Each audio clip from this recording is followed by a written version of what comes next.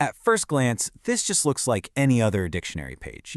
It's simple, it's clear, it's basic. But hidden inside this one little entry for a pretty common word is a clue, a single sentence that unlocks one of the most ambitious and honestly fascinating projects in the history of language. So today, we're going to go on a little linguistic treasure hunt, and it all starts with just one word. Okay, let's dive right in. Our source is the Simple English Wiktionary, and the word we're looking at is fowl. And the definition is pretty much exactly what you'd expect, right? A bird, one that people eat, like a chicken or a duck. On the surface, it seems totally ordinary. The entry even gives us the standard pronunciation, fowl. And that sound, well, it might just ring a bell for a completely different reason. That's because fowl is a homophone.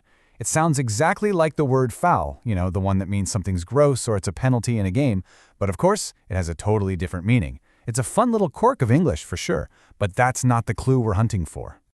As we scroll past the definitions and pronunciations, we find it. Tucked away is this single italicized sentence that really stands out. Fowl is on the Basic English 850 list. Now, this isn't a definition, it's not a grammar rule, it's a statement. And it is the key to this entire mystery.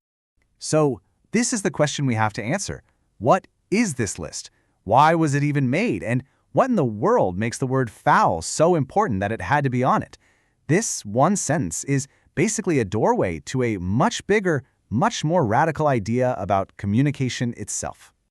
So, yeah, we're following this one little thread from a dictionary entry all the way to a global language concept. Let's start unpacking what this list is really all about. The number itself is our first big clue, 850. It's not around 800 or less than 1,000, it is exact. That kind of precision tells you right away that this isn't just some random collection of words. It's a system. Something here was very carefully designed. And it turns out, this number refers to Basic English, an entire language system built from just 850 words. It was created way back in the 1930s with a really ambitious goal, to be a simple international second language that literally anyone could learn super quickly. The idea was that with just this core vocabulary, you could say almost anything, and our humble little word, fowl, made the cut. So that leads to our next big question. Out of the hundreds of thousands of words in the English language, why on earth was fowl chosen to be one of the essential 850? What makes it so special? And this is where it gets really interesting. Why pick fowl over the much, much more common and general word, bird? Well, the answer reveals the entire philosophy of this system. And if you think about it, the clue is there from the very beginning, in how our source defined fowl as a specific kind of bird. This illustrates the logic of Basic English perfectly. The list doesn't care about broad scientific categories like bird. Instead, it prioritizes function and utility. Fowl is a word that's tied directly to what humans do: farming, raising animals, getting food. It's a word of action, of survival. So the choice of fowl really shows you the core principle here. Every single word on that 850 list had to earn its place by being incredibly practical and versatile. It's all about finding what is most essential for people to say to each other across different cultures, a focus on function over poetry, on what's necessary over what's nuanced. Okay, so let's bring this all back together. Our little investigation started with a simple word and led us to a project that was designed to completely re-engineer language. So what does this whole journey really tell us? This whole thing just goes to show how much can be hiding in plain sight.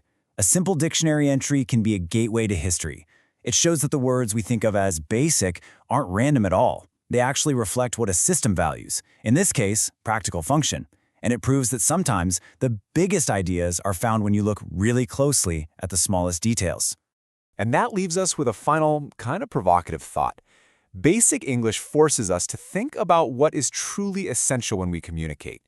If your vocabulary were stripped down to its functional core, what ideas would be the most important for you to get across? What would you talk about? It's a fascinating question about what really truly matters in the words we use every single day.